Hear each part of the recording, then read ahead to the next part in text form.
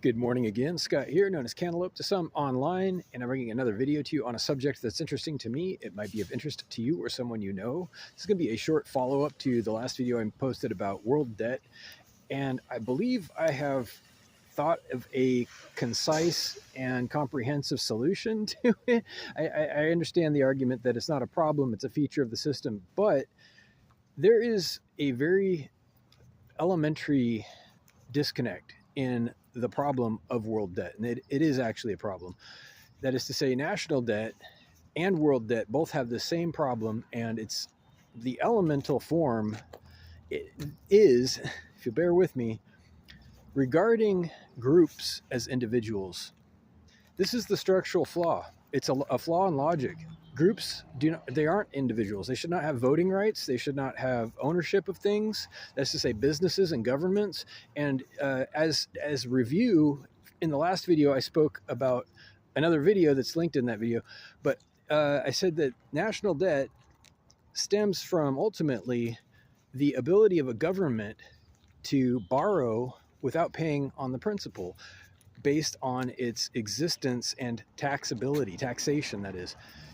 The fact that it isn't a human being or a business that is subject to relocation or foreclosure or natural death is significant. And this is the whole basis for ongoing national debt, when they don't have to pay it down. The idea is that because they are a geography, and a nation is a geography, that they will continue to exist. I mentioned the expectation of permanency and the basis for ongoing taxation with interest, whereby the principal never has to get paid.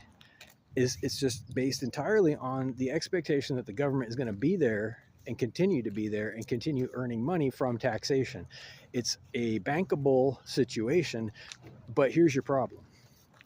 The problem is that organizations, that is to say more than one person, do not have ownership. They should not have voting rights, and they should not be insurable or fundable by any kind of bank, because they're not a person. They have no individual culpability, and there's your problem.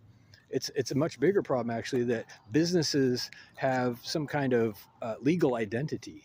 And this has become so commonplace that people don't even question it anymore. But I remember in my lifetime, when I was younger, it was actually brought up. It was a big issue.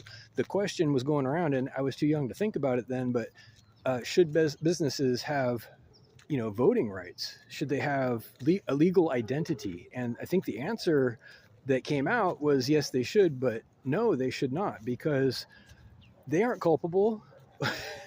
A group of people is not culpable. Group prosecution is anti-justice. It's fundamentally opposed to the idea of justice and accountability. That's your problem. That's the basic underlying problem of world debt, that governments are able to borrow against the idea that they have permanency as a group. Individuals have no such claim. They have no such capability. And you're not supposed to be able to fund something based on an expectation of permanency. An expectation of getting repaid, sure. Permanency, well, you've crossed a line there. There's your problem. So in summary, the solution would be to start by acknowledging that groups do not have individual rights because they are not individuals. And from there, it becomes clear. Governments shouldn't be fundable based on the fact that they exist, have a territory, and will be expected to continue to tax people. That's not a valid basis for loaning or making an agreement, because a loan is an agreement. Agreements must take place between individuals for them to be valid.